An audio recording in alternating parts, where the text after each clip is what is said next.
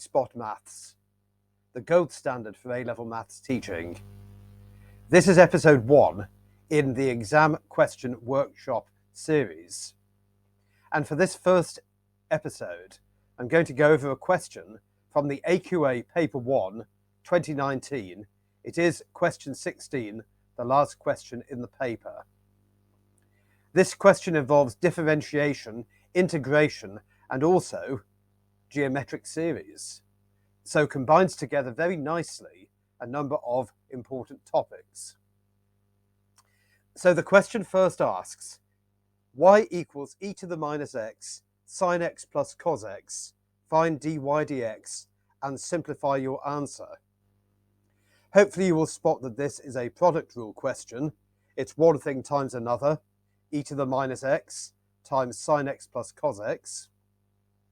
I recommend that you write down that you're using the product rule, what the u and v values are that you're using, and their differentials.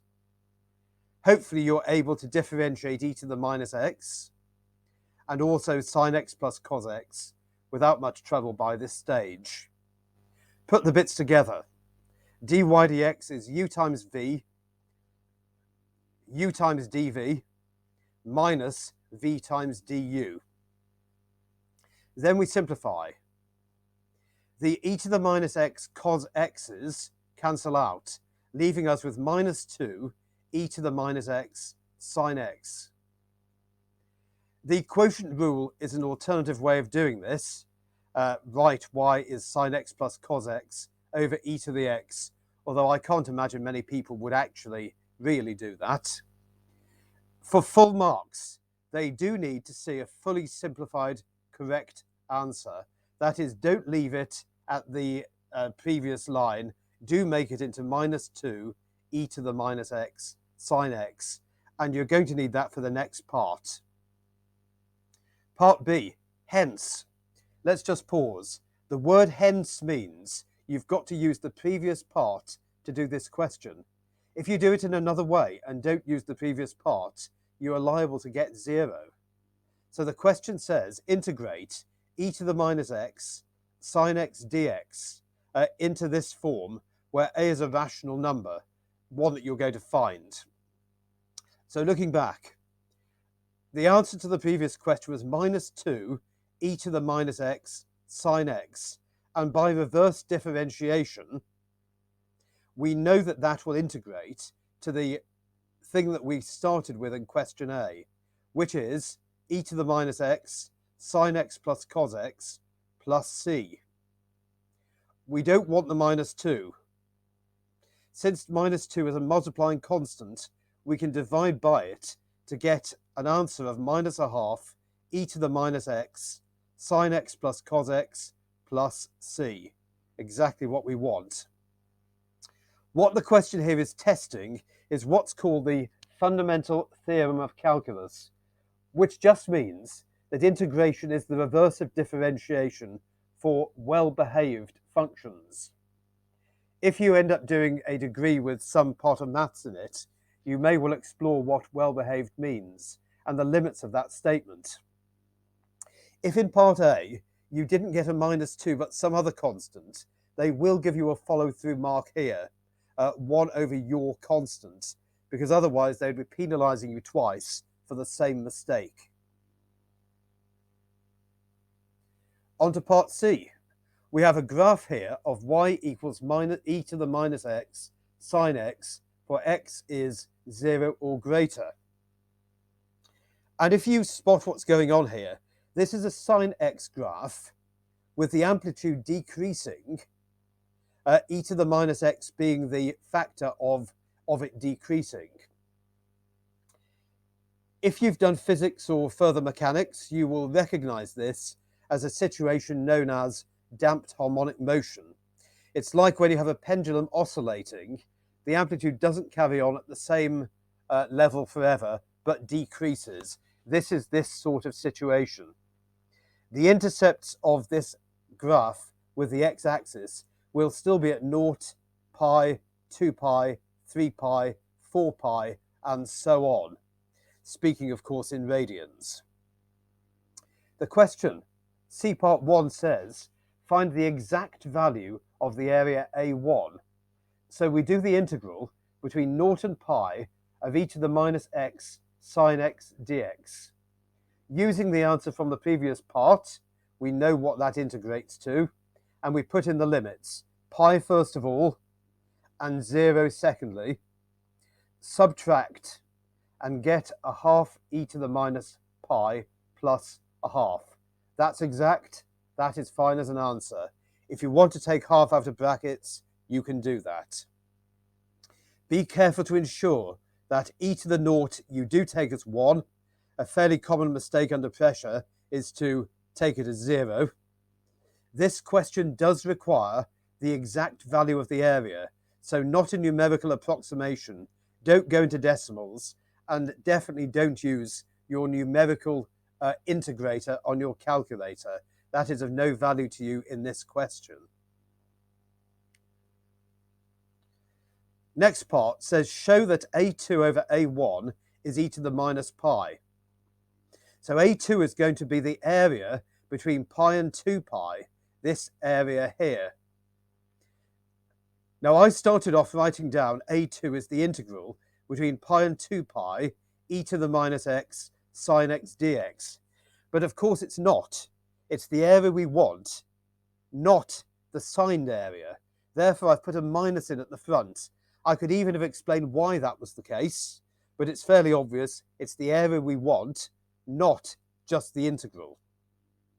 So doing as we did before, putting in the limits, we get the answer for the integral to be minus a half e to the minus 2 pi, take a half e to the minus pi. Cancel the negatives, will give a positive value for A2, divided by A1. The halves cancel, and we need to simplify it to get e to the minus pi.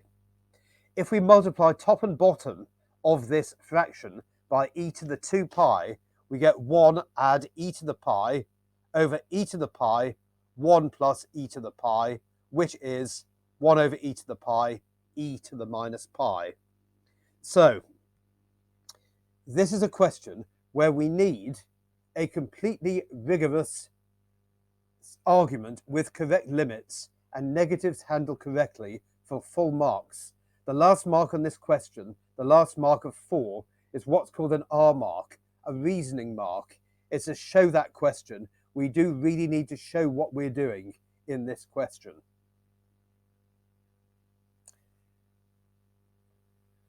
Last part of the question. We're now given that it doesn't just work for A2 over A1 being e to the minus pi. It actually works for all the areas going forward. That's a nice result. If you know your mechanics, you will probably be able to work out that the integral under this curve does stand for something. It could be force, it could be impulse, it could be work, depending perhaps on what is on the x-axis. Now we want an exact value of the total area here.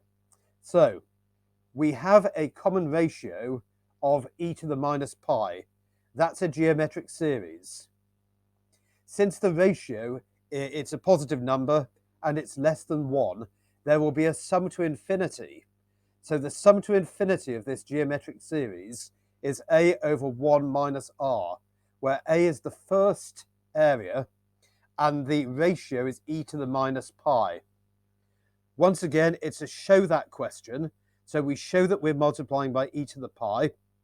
That gives us on the top 1 plus e to the pi, and on the bottom 2 times e to the pi minus 1, as required. So once again, for the final mark, it's an R1 mark. You need a fully rigorous argument.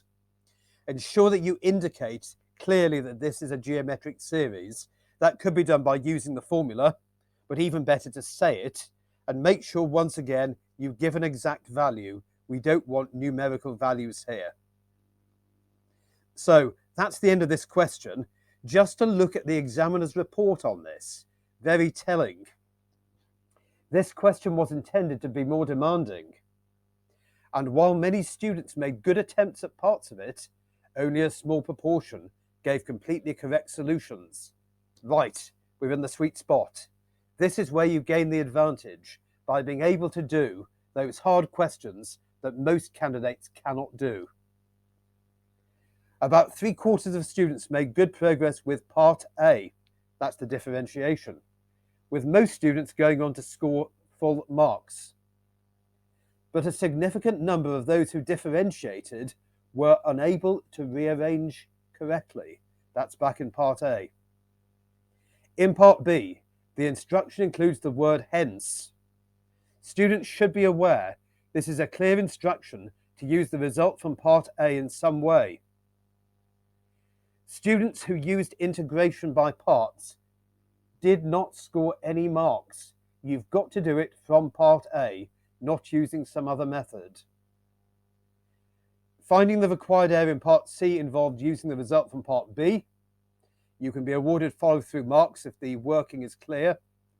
An exact value is required, so no credit is given for using a numerical calculator approach. And Part C, too, is a show that question, particularly important that working is clear.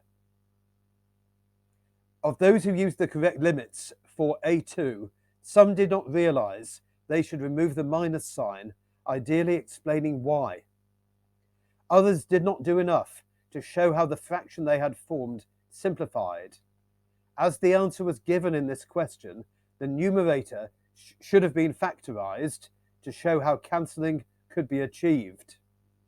I did it in the alternative way by multiplying by e to the pi, which is equivalent. The last part of the question requires students to put together what they've found so far, or use the results they've been given. A classic question where you've got various parts which are all brought together in the last part. Do be aware of that sort of question.